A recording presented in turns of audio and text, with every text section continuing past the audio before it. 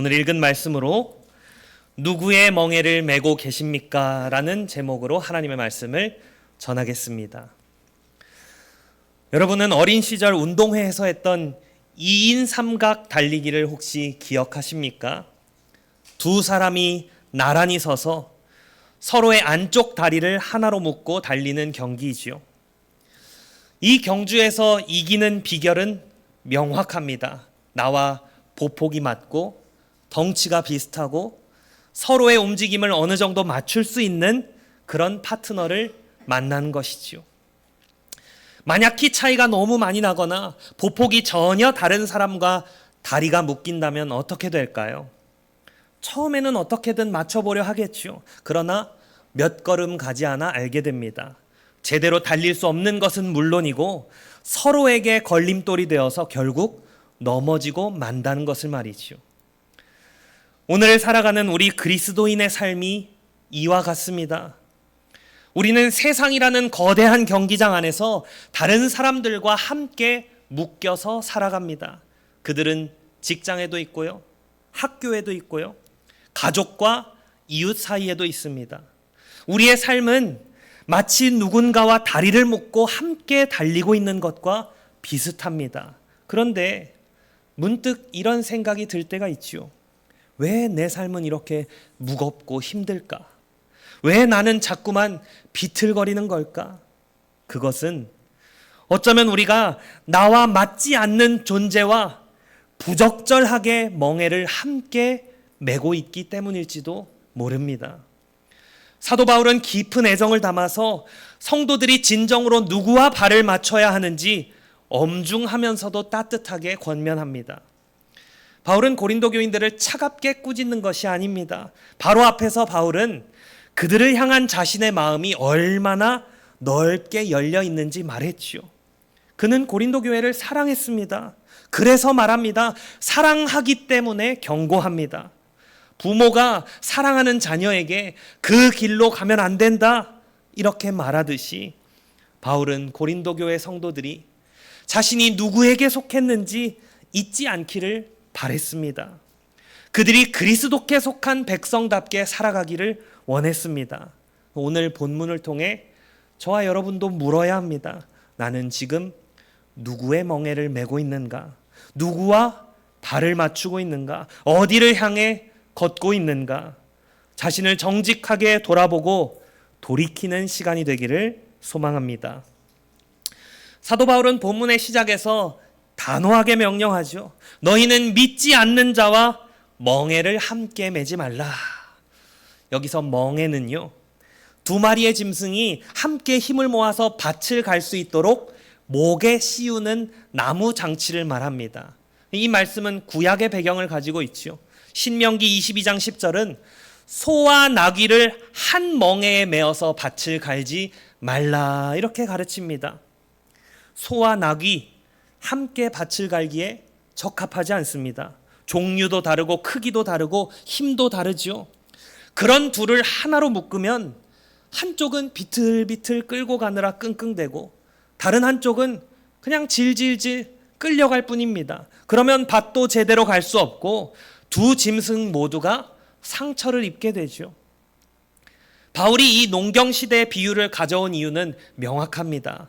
소와 나귀가 완전히 다른 것처럼 그리스도인과 비그리스도인이 본질적으로 다르다는 사실을 보여주기 위함입니다. 단지 취향이 다르다는 뜻이 아닙니다. 성격이 다르다는 의미도 아닙니다. 삶의 근본적인 원리와 목표가 다르다는 것이지요. 한쪽은 그리스도께 속해 있고 다른 한쪽은 아직 그리스도를 알지도 못합니다.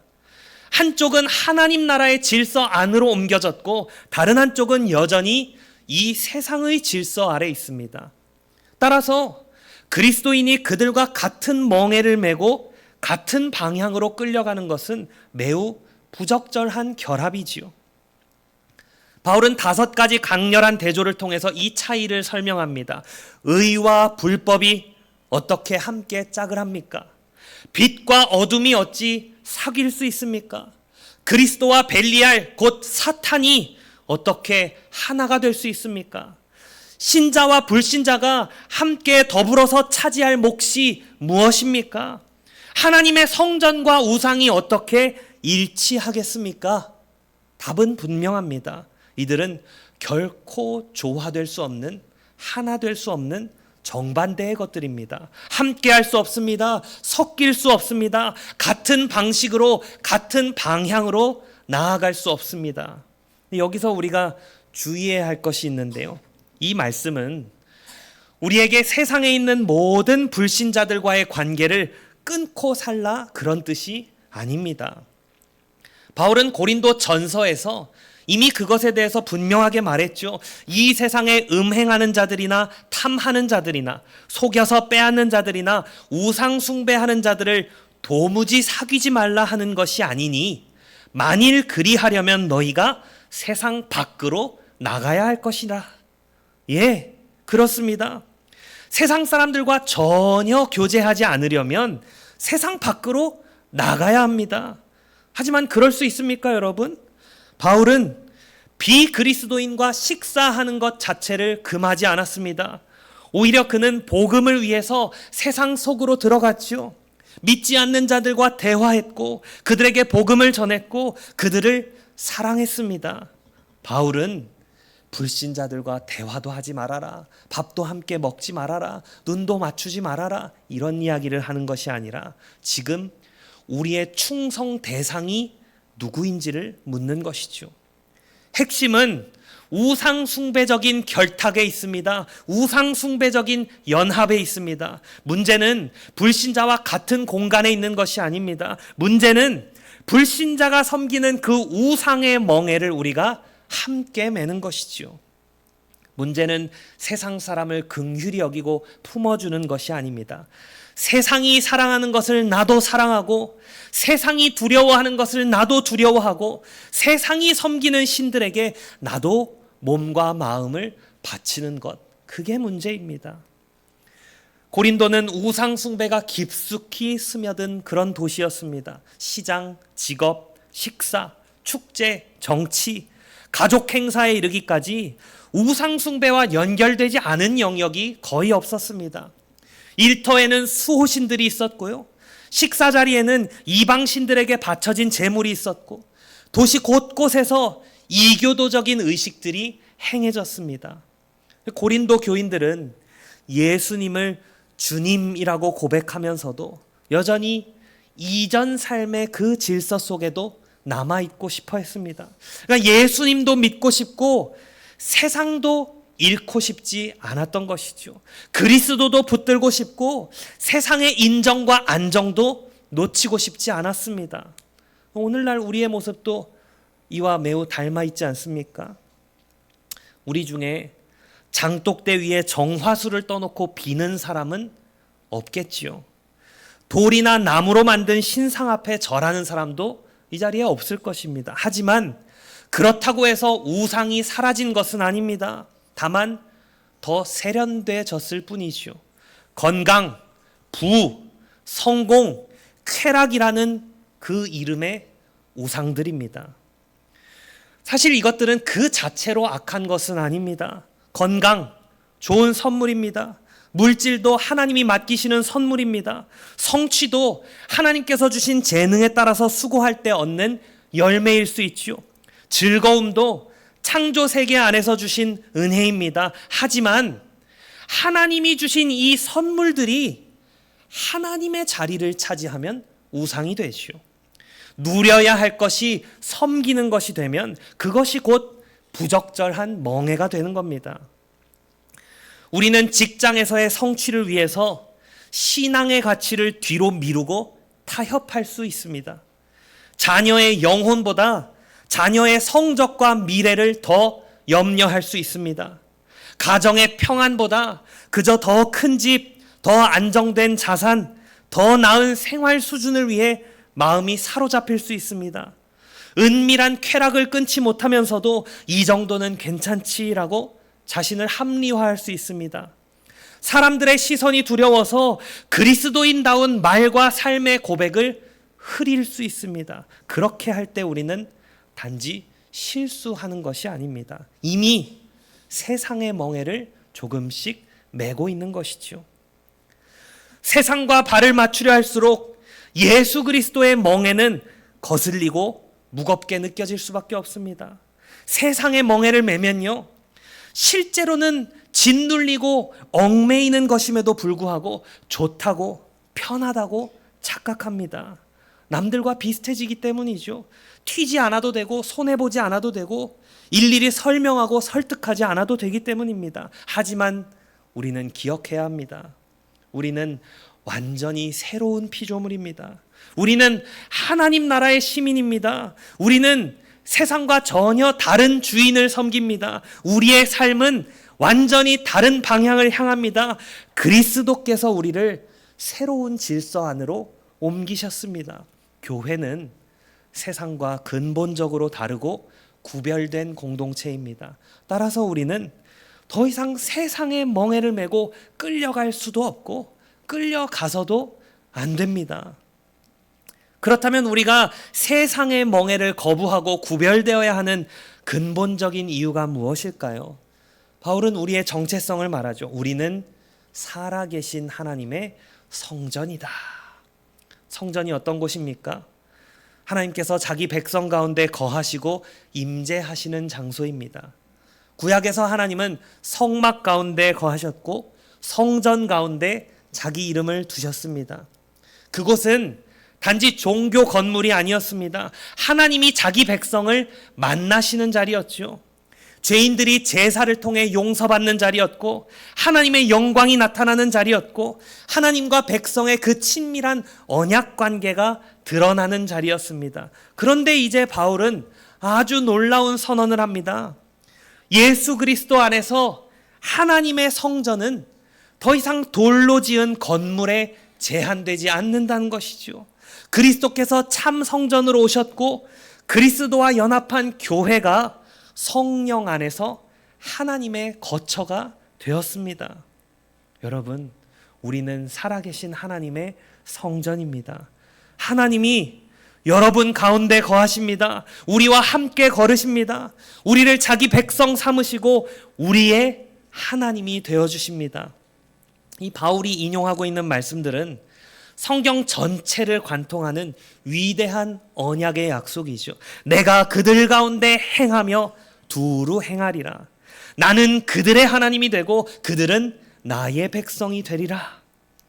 하나님께서 아브라함에게 주신 약속, 출애굽한 이스라엘에게 주신 약속, 포로된 백성에게 다시 주신 그 회복의 약속들이 예수 그리스도 안에서 우리에게 주어졌습니다. 하나님은 멀리 계신 분이 아닙니다. 우리를 구경하시는 분이 아닙니다. 하나님은 자기 백성 가운데 거하시는 하나님이십니다. 이 말씀에는 출애굽의 배경이 있지요. 하나님은 이스라엘을 애굽의 종살이에서 건져내셨습니다. 그리고 나중에 바벨론 포로에서 돌아오게 하시겠다는 제2의 출애굽을 약속하셨죠. 그런데 여러분, 첫 번째 출애굽과 바벨론에서의 그 두 번째 출애굽보다 훨씬 더 깊은 속박이 있습니다. 사실 그 두 번의 구원도 그 더 큰 속박에서의 구원을 예표하는 모형이요 그림자죠. 죄의 속박, 사탄의 권세, 자아의 노예 상태, 세상의 지배 아래 있는 영적 포로 상태입니다. 예수 그리스도께서는 십자가와 부활을 통해서 이 더 깊은 포로 상태에서 저와 여러분을 건져내셨습니다. 주님은 참되고 영원한 출애굽을 이루셨습니다. 따라서 너희는 그들 중에서 나와서 따로 있으라라는 이 말씀은 단순히 어떤 장소에서 나오라는 뜻이 아닙니다. 종살이하던 옛 주인에게서 나오라는 뜻입니다. 우상의 질서에서 나오라는 뜻입니다. 세상적 가치관에 묶여 살던 방식에서 나오라는 뜻입니다. 예수 그리스도께서 우리를 이미 자유롭게 하셨는데 왜 다시 세상의 종노릇을 하려냐는 것입니다. 이 진리를 알면 거룩은 짐이 아니라 특권이 됩니다.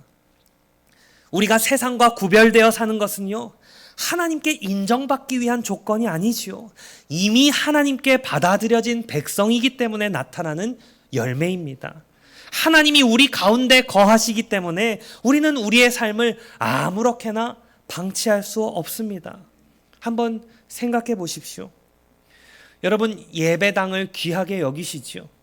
근데 우리가 예배당을 귀하게 여기는 이유는 단지 건물이 아름답기 때문이 아닙니다. 이곳에서 하나님의 백성들이 모여서 함께 말씀 듣고 찬송하고 기도하며 성례를 받기 때문이죠.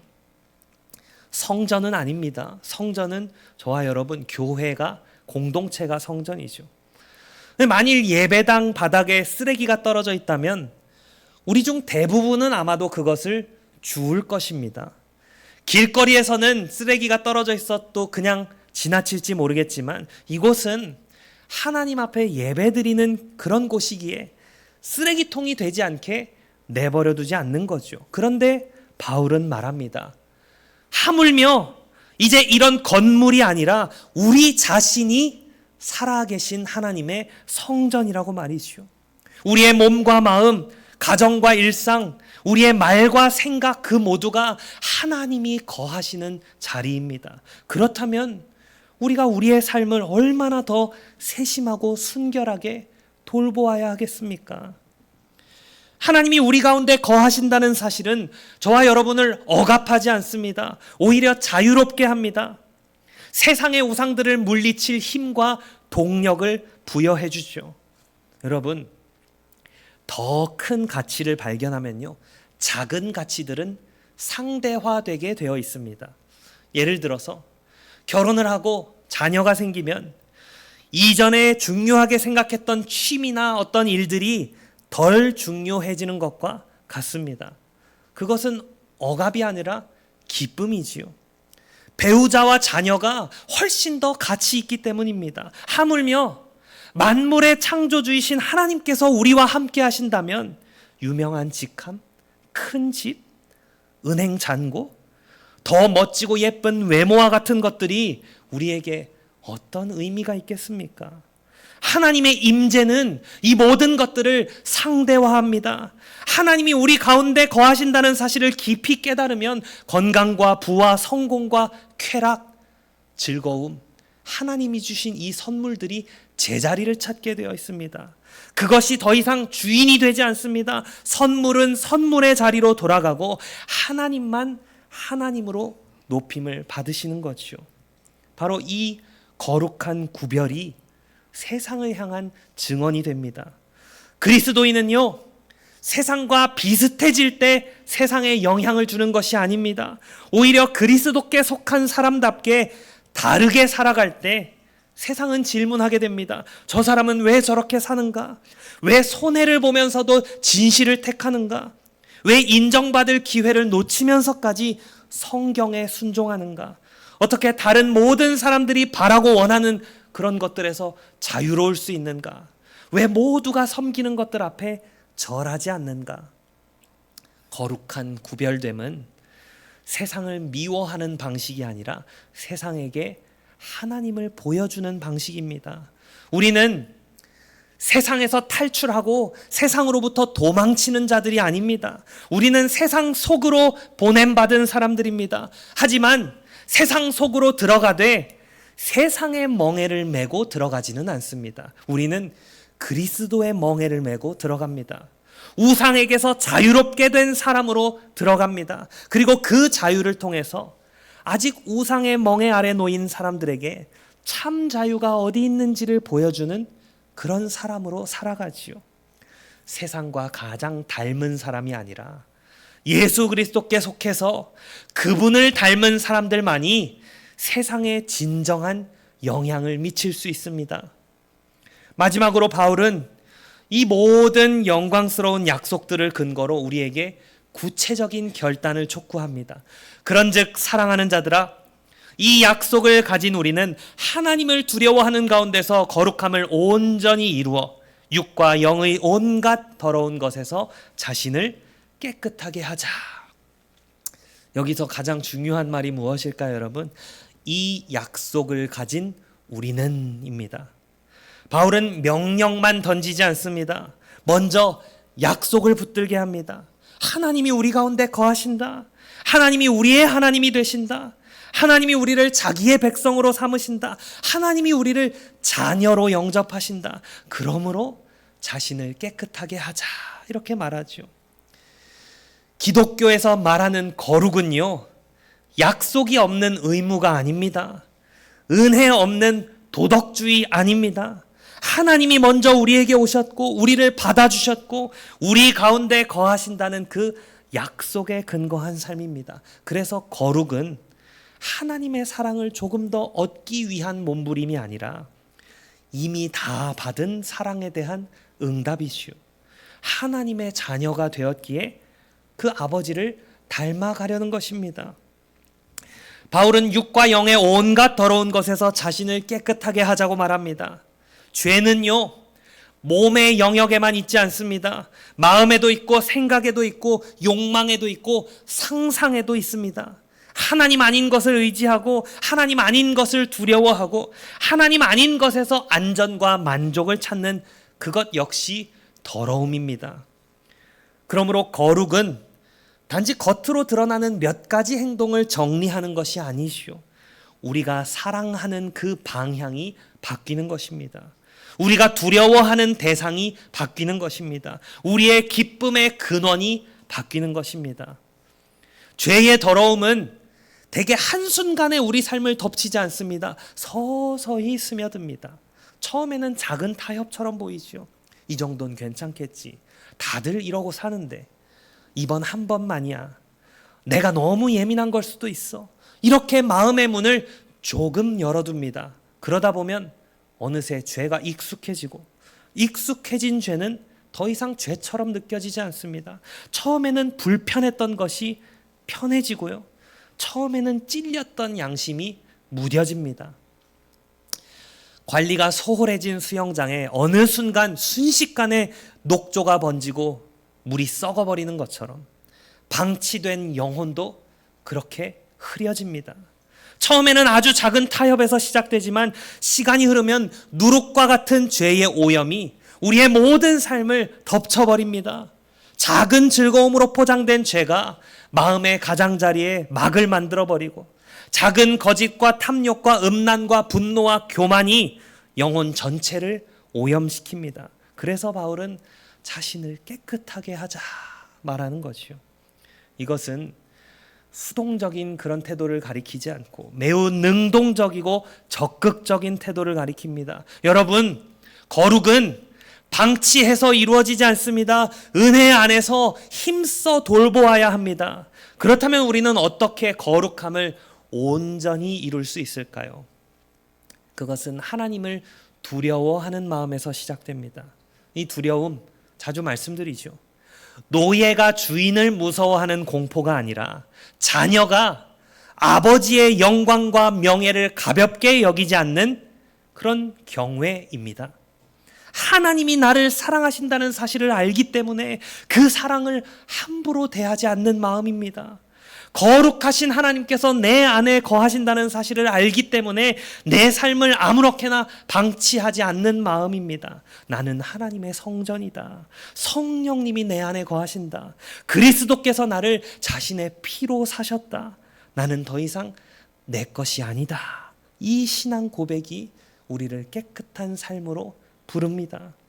그리스도와 연합해서 내가 귀한 존재가 되었기 때문에 내 몸과 마음을 죄에게, 마귀에게 내어줄 수 없는 것이죠. 내 삶이 하나님의 처소이기 때문에 우상의 먼지와 죄의 오염을 가볍게 여길 수 없습니다. 우리는 하나님의 자녀입니다. 내가 너희의 아버지가 되고 너희는 내게 자녀가 되리라. 자녀는 아버지를 닮아갑니다. 억지로 닮는 것이 아닙니다. 사랑하면, 늘 함께 머물면 닮아갑니다. 자주 바라보면 닮아갑니다. 함께 걸으면 걸음걸이도 닮아갑니다. 우리가 거룩을 추구하는 이유는 까다롭고 고루한 사람이 되기 위해서가 아닙니다. 우리의 아버지가 거룩하신 분이기 때문입니다. 우리는 그 아버지에게서 참 사랑을 받았고 이제 우리도 그 아버지를 사랑하기 때문이지요. 물론 우리는 이 땅에서 완전한 무죄 상태에 이르지는 못합니다. 하지만 바울은 거룩함을 온전히 이루자고 말하지요. 이 온전함은 방향의 문제입니다. 우리는 완벽주의자가 되려는 것이 아니라 하나님과의 관계 안에서 온전함을 향해 나아가는 것입니다. 여러분은 어디를 향해 가고 있습니까? 죄와 타협하는 데 익숙해지고 있습니까? 아니면 주님 앞에서 더 아름다운 모습으로 빚어지고 있습니까? 세월이 흐를수록 세상의 보폭에 더 익숙해지고 있습니까? 아니면 그리스도의 발걸음에 더 맞춰지고 있습니까? 우리는 복음을 붙들어야 합니다. 하나님은 우리가 먼저 완벽해져야지만 우리를 영접하겠다고 말씀하지 않으십니다. 우리가 죄를 회개하고 부정한 것에서 돌이킬 때 아버지는 우리를 기쁘게 영접하시겠다고 약속하셨습니다. 완전함이 중요한 것이 아니라 돌이킴이 중요한 것입니다. 거룩한 삶의 시작은 언제나 회개입니다.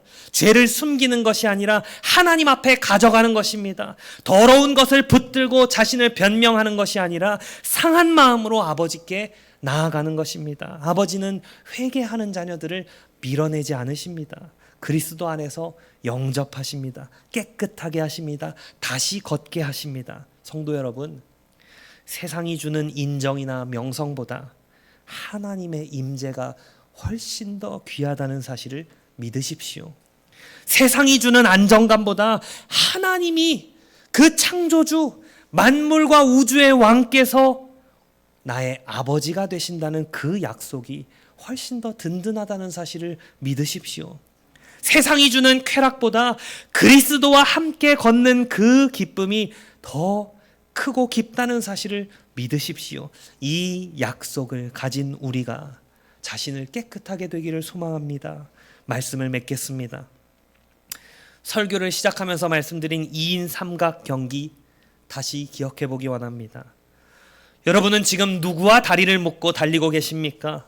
세상의 가치관, 성공에 대한 집착, 사람들의 인정, 혹은 은밀한 죄의 습관들과 불편한 멍에를 함께 메고 있진 않습니까? 그 멍에는 처음엔 편해 보일지 몰라도 결국 우리를 지치게 하고 넘어뜨릴 것입니다. 주님은 우리를 무거운 멍에 아래 버려두지 않으셨습니다. 예수 그리스도께서 십자가에서 무거운 죄의 멍에를 우리 대신 지셨습니다. 우리를 묶고 있던 죄와 세상 권세를 끊으셨습니다. 그리고 우리를 부르십니다. 내게로 오라. 나의 멍에를 메라. 내 멍에는 쉽고 내 짐은 가벼움이라. 그리스도의 멍에는 우리를 억누르는 멍에가 아닙니다.